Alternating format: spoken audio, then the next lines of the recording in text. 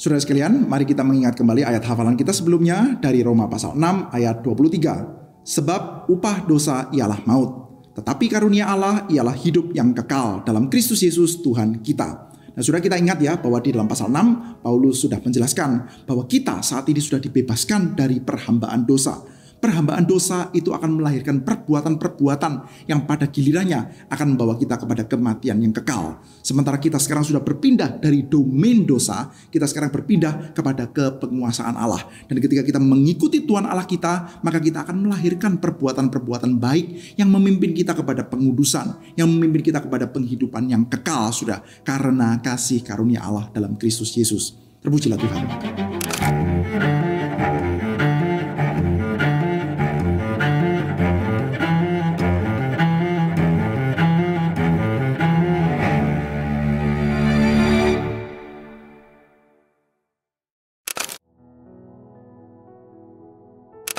Shalom Bapak Ibu sekalian, kita hari ini akan melanjutkan pembacaan kita dari surat Roma pasal yang ke-7. Sebelumnya mari kita bersama-sama berdoa meminta pertolongan Tuhan secara khusus. Bapa di dalam surga, kami mensyukuri karena Engkau adalah Allah yang berjanji untuk memeliharakan umat-Mu dan janji-Mu itu tidak pernah meleset. Kami bersyukur kalau Engkau memberikan kepada kami sarana pemeliharaan yang demikian besar, yaitu firman Tuhan yang saat ini bisa kami akses dengan sangat mudah. Kami mengingat-ingat bahwa di dalam sejarah kehidupan umat Tuhan ada masa-masa di mana firman Tuhan begitu tidak mudah untuk kami dapatkan. Namun saat ini kami bersyukur, kami bahkan bisa memiliki firman Tuhan di dalam tangan kami masing-masing. Kami memilikinya di dalam bahasa kami masing-masing. Kami bahkan memiliki gereja, memiliki kumpulan umat Tuhan untuk kami bersama-sama boleh mempercakapkannya. Tapi kami percaya Tuhan bahwa firman Tuhan itu tidak pernah merupakan hak kami sendiri. Firman Tuhan senantiasa adalah pemberian-Mu yang Kau karuniakan kepada kami dengan anugerah-Mu yang besar. Karena itu mohon berikanlah kepada kami firman-Mu Tuhan, sehingga kehidupan kami ini sungguh-sungguh diarahkan seturut dengan apa yang Kau kehendaki. Terima kasih Bapa, dalam nama Tuhan Yesus kami bersyukur dan berdoa. Amin. Baik, rekan-rekan sekalian, kita akan melanjutkan pembacaan kita dari surat Roma pasal yang ke-7. Apakah kamu tidak tahu, saudara-saudara, sebab aku berbicara kepada mereka yang mengetahui hukum, bahwa hukum berkuasa atas seseorang selama orang itu hidup. Sebab seorang istri terikat oleh hukum kepada suaminya selama suaminya itu hidup.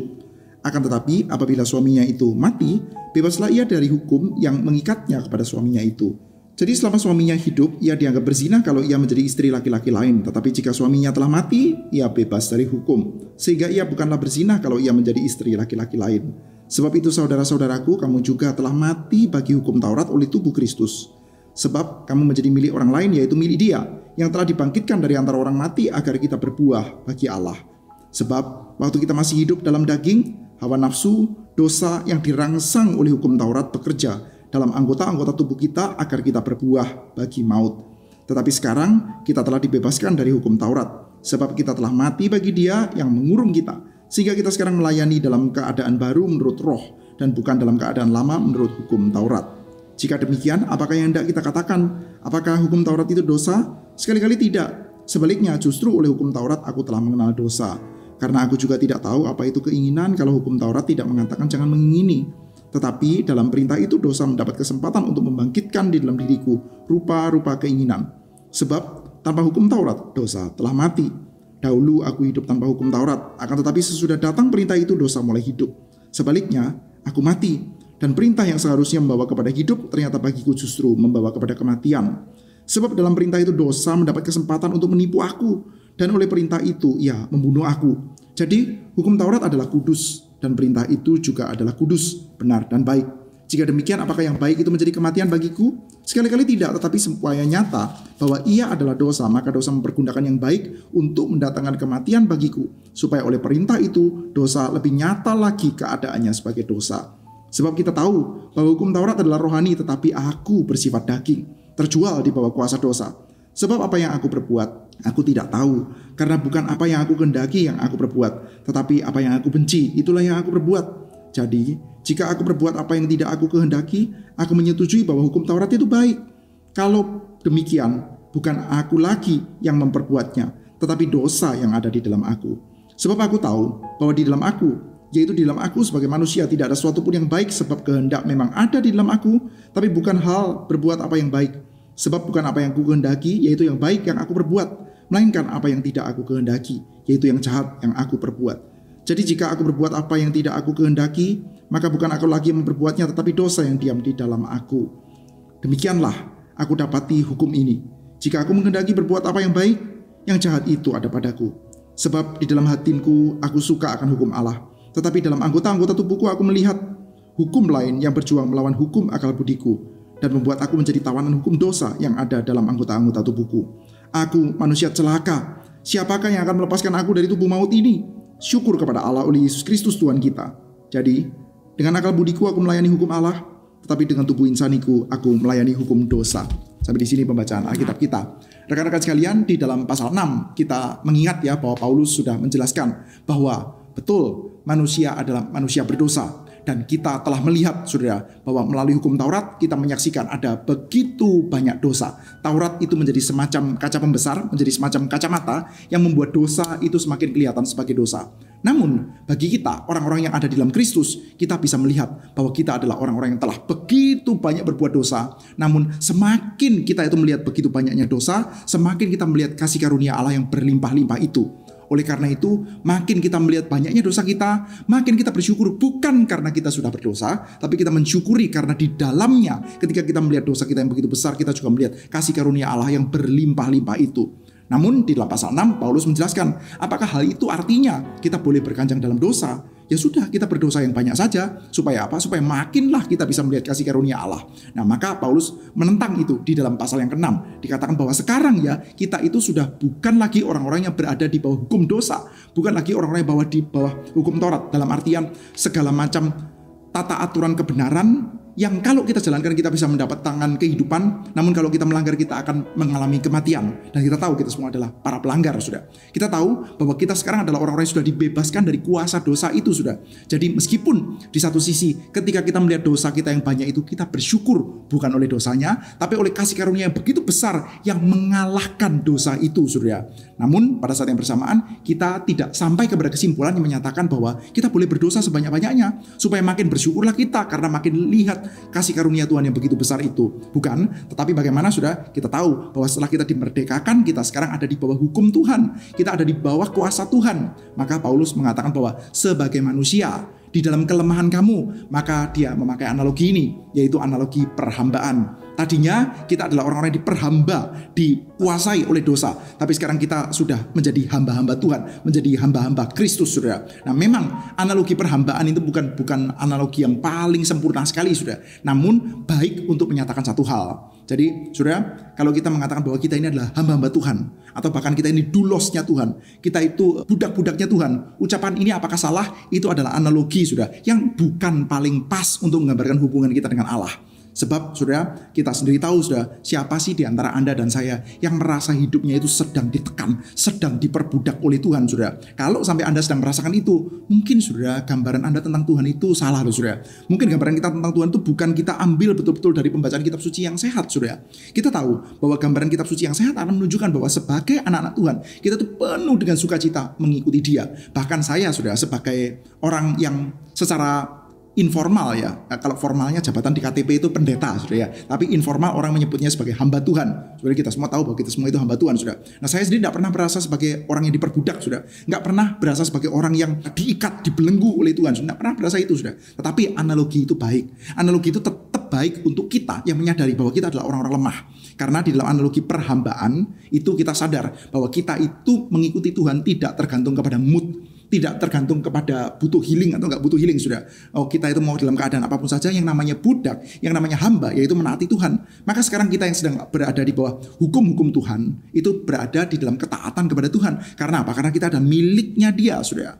Lalu sudah, di dalam pasal ke-7 ini, Paulus menjelaskan kenapa kok kita yang mengikuti Taurat ya, itu tidak bisa, sudah, menjadi orang-orang yang betul-betul dibebaskan, saudara. Nah, untuk ke sana, saudara, Paulus melanjutkan dahulu, saudara, pertama-tama dengan topik tentang perhambaan itu, topik tentang perbudakan. Kalau Anda melihat di dalam pasal 6 ada catatan 2 macam perhambaan. Sekarang, saudara, analogi perhambaan itu digeser menjadi analogi pernikahan, saudara. Analogi pernikahan yang ada miripnya, yaitu apa? Urusan ikatan. Yang namanya perhambaan itu ada ikatan. Pernikahan juga ada ikatan, saudara. Maka dia mengatakan, apa kamu tidak tahu, saudara, aku berbicara kepada mereka yang mengetahui hukum, bahwa hukum berkuasa atas seorang selama orang itu hidup.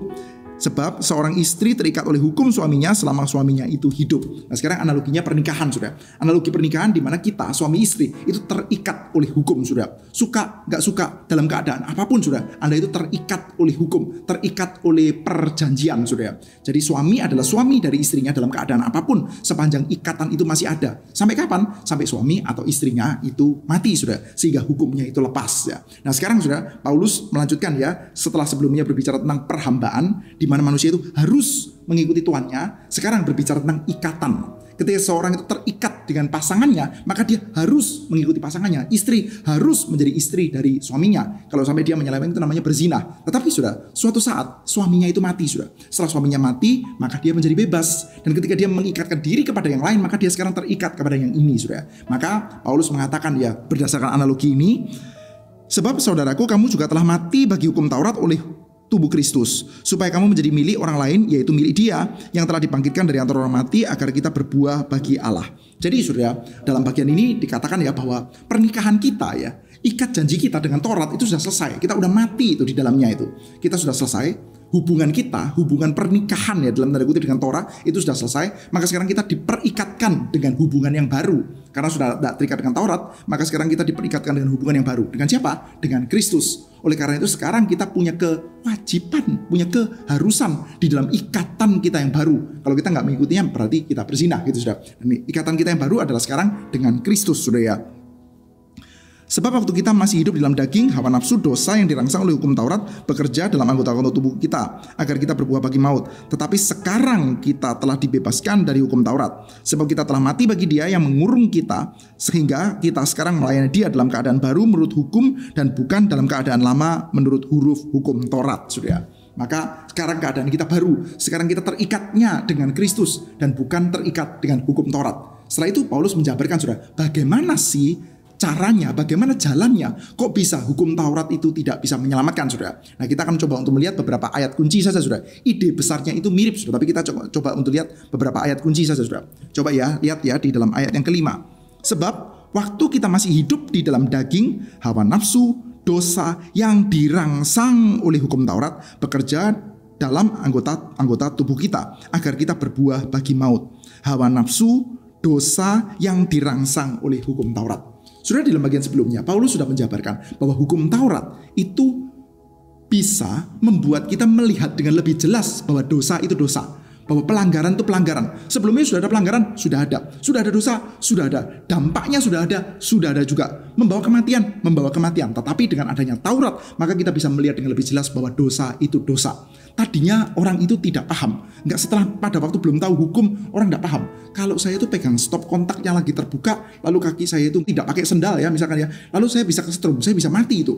Nah, saya belum tahu itu kenapa. Tapi setelah saya mendapatkan penjelasan, oh, ada listrik itu begini, tegangan itu begini, lalu ada dikasih peraturan, nih, kamu jangan pegang, nanti kamu itu akan mati. Lalu kita tetap pegang, saudara. Maka kita tahu, saudara, bahwa yang kita lakukan itu adalah pelanggaran. Sebelumnya kita nggak ngerti. Pada waktu kita nggak ngerti, waktu kita pegang, kita kesetrum juga, saudara. Tapi setelah kita ngerti, kita tahu, ya, bahwa apa yang kita pegang itu adalah sebuah pelanggaran. Dan pelanggarannya menghasilkan kematian.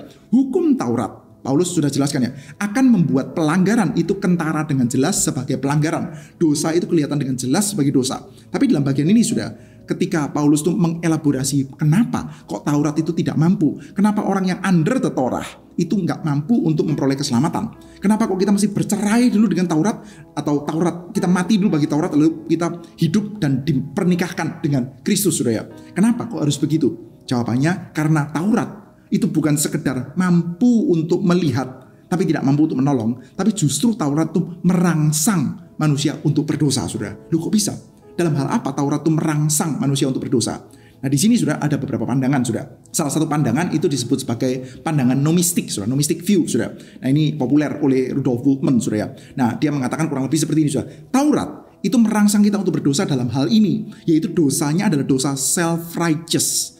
Kalau kita itu semakin membaca Taurat, semakin mempelajari Taurat, maka kita akan mencoba untuk sedapat mungkin untuk mentaati Taurat, maka kita akan kayak orang-orang Farisi yang akhirnya self-righteous, merasa benar, merasa bisa dibenarkan karena melakukan hukum Taurat.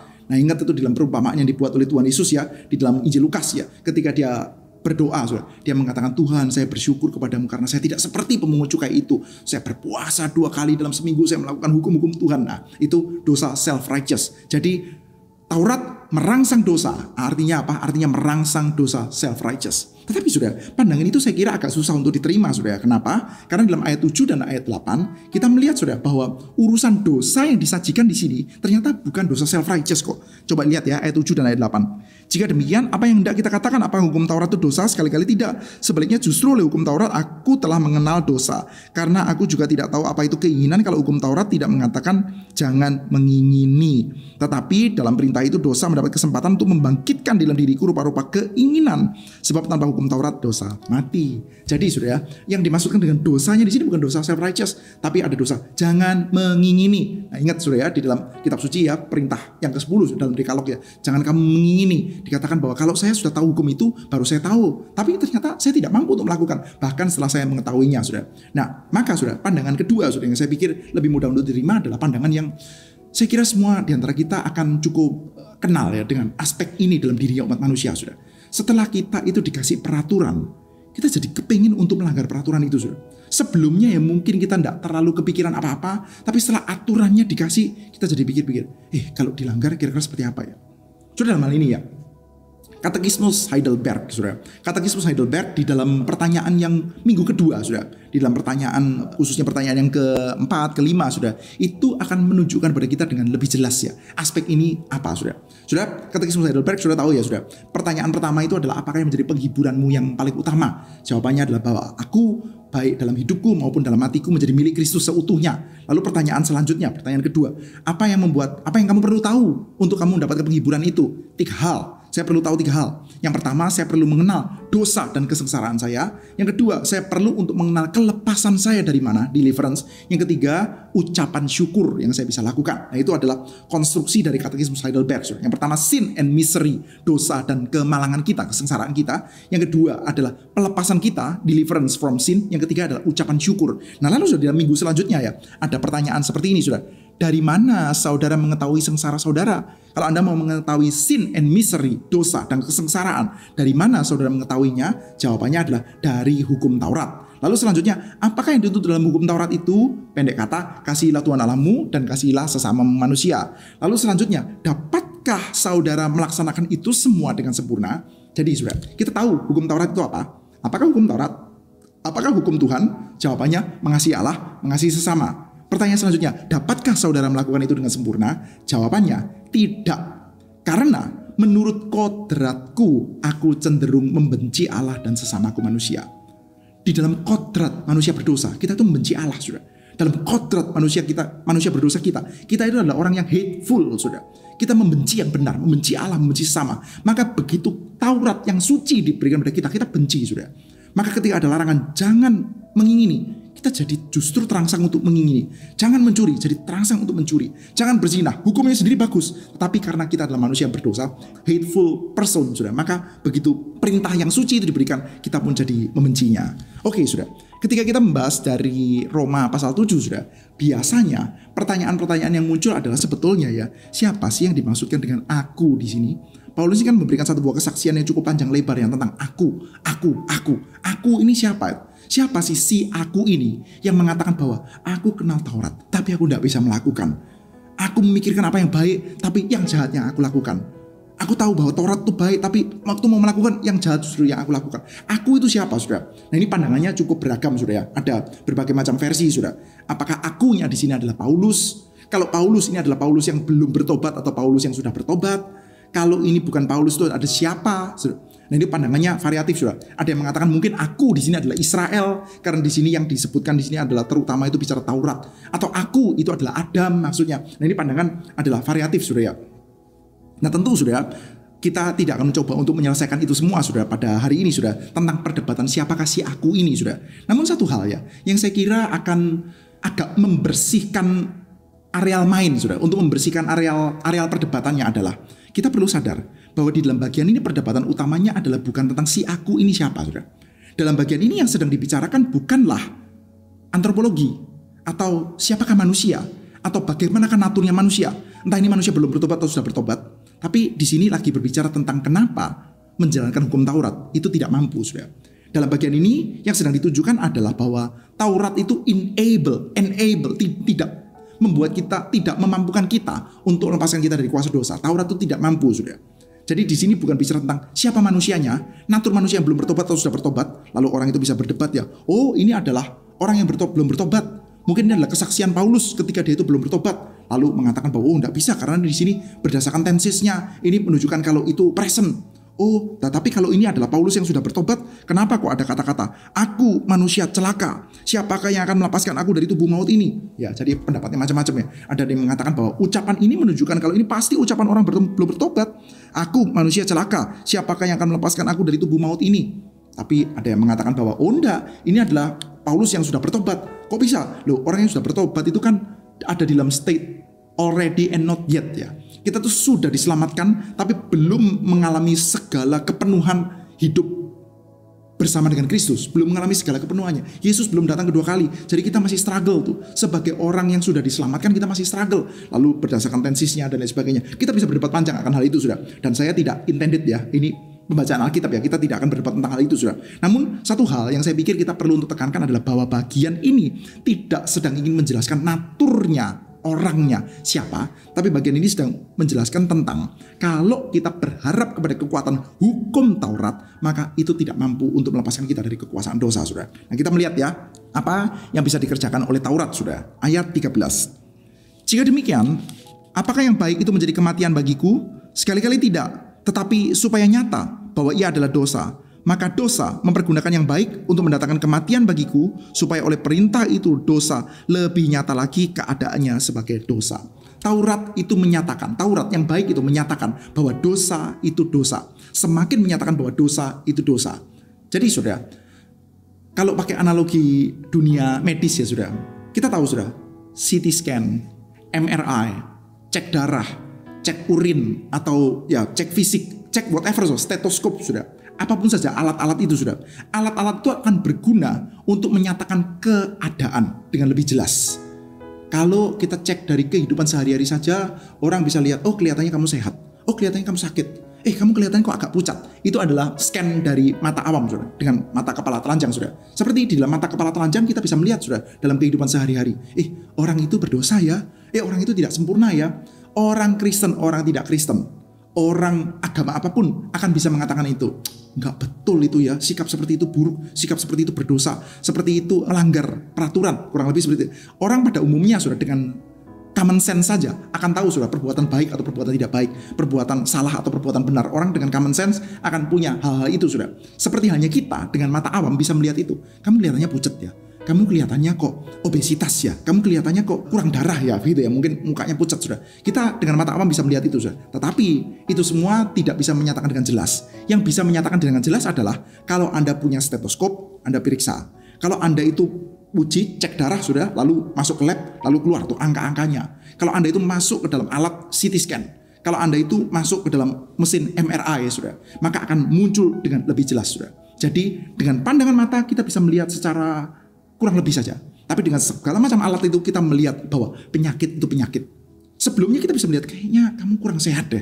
Tapi dengan adanya semua cek-cek itu kita jadi bisa lihat, oh ini penyakitnya ini, kelihatan dengan jelas. Tapi sudah, mau CT scan lah, mau mamografi, mau whatever sudah, itu tidak bisa menyembuhkan sudah. Anda itu mau model cek seperti apapun saja, yang paling canggih sekalipun, pergi ke Amerika, pergi kemanapun saja sudah, Anda bisa mendapatkan cek yang paling oke, yang mungkin paling akurat, tapi semua cek yang paling oke itu tidak punya kekuatan sedikit pun untuk memberikan kesembuhan sudah. Demikian juga Taurat. Ketika di dalam pandangan umum kita bisa tahu ini salah, ini benar, kayaknya nggak oke lah, itu kayaknya salah ya. Tetapi sudah, Taurat akan menunjukkan dengan lebih jelas sudah, dosa itu dosa. Taurat akan menunjukkan dengan makin jelas tuh. Nih salahnya di sini, ini salah, ini berdosa, ini melanggar hukum Allah dan dampaknya adalah kematian kekal. Taurat bisa menunjukkan itu dengan sangat baik sudah. Tetapi sudah, Taurat juga tidak memiliki kemampuan, tidak punya kekuatan untuk membuat kita tuh menang sudah. Sehingga muncul tuh kalimat-kalimat seperti ini sudah. Demikianlah aku dapati hukum ini. Jika aku menghendaki berbuat apa yang baik, yang jahat itu ada padaku. Sebab dalam batinku aku suka akan hukum Allah. Tapi dalam anggota-anggota tubuhku, aku melihat hukum lain yang berjuang melawan hukum akal budiku. Dan membuat aku menjadi tawanan hukum dosa yang ada di dalam anggota-anggota tubuhku. Aku manusia celaka. Siapa yang akan melepaskan aku dari tubuh maut ini? Jadi aku sudah ditunjukkan, sekarang saya senang, saya bergairah, saya kepingin melawan semua dosa dan kesalahan itu, tapi nggak sanggup. Seperti Anda itu membawa hasil MRI. Sekarang saya senang, saya tahu penyakit saya. Lalu berdasarkan hasil MRI itu, Anda pakai hasil MRI-nya untuk menyembuhkan diri Anda sendiri. Tidak bisa, saudara. Taurat itu tidak mampu, saudara.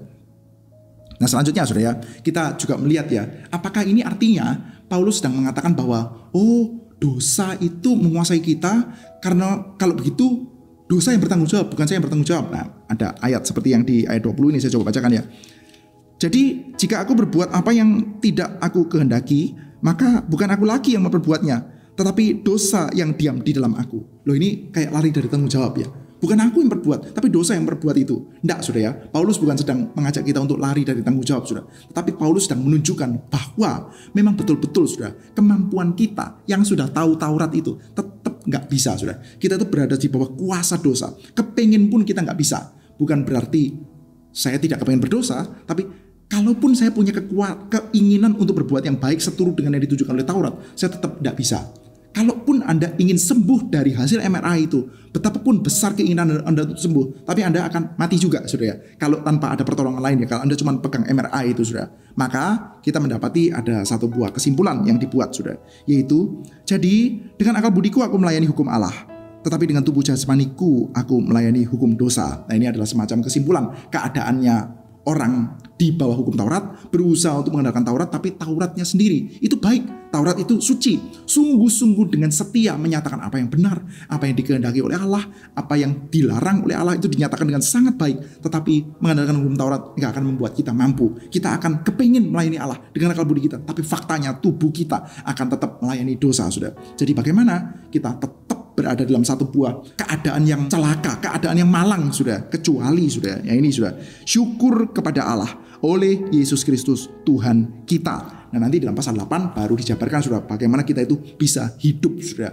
bukan oleh kekuatan kita menjalankan hukum Taurat. Syukur kepada Allah karena ada penyelamatan dari Yesus Kristus, kita akan hidup oleh Roh, sudah.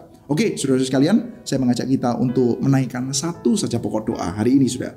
Mari, sudah, kita bersama-sama pertama-tama bersyukur dan meminta kuasa Tuhan untuk semakin mengenal hukum Allah.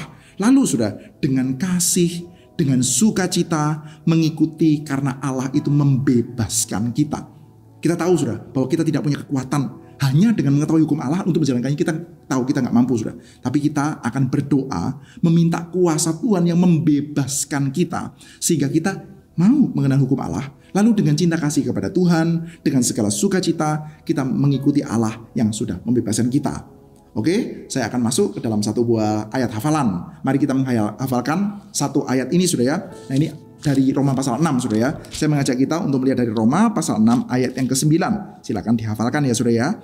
Karena kita tahu bahwa Kristus sesudah ia bangkit dari antara orang mati, tidak mati lagi. Maut tidak berkuasa lagi atas dia. Sampai ketemu lagi di dalam pertemuan selanjutnya. Terpujilah Tuhan.